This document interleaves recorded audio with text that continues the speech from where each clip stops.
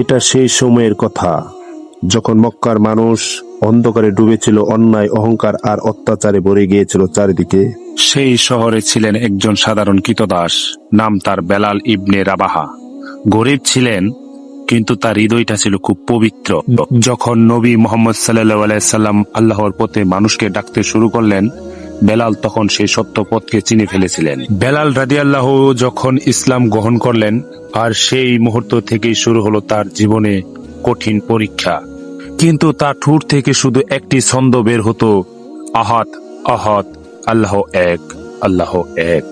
একদিন আবু বকর রাদিয়াল্লাহু আনহু এই দৃশ্য দেখে কেঁদে ফেললেন এবং বেলালকে মুক্তি করে দিলেন।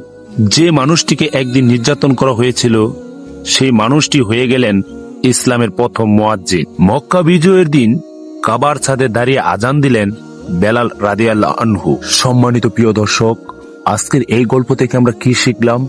আজকের আমরা এই গল্প থেকে এটাই শিখলাম, তাওয়াক্কুল, আল্লাহর প্রতি বিশ্বাস।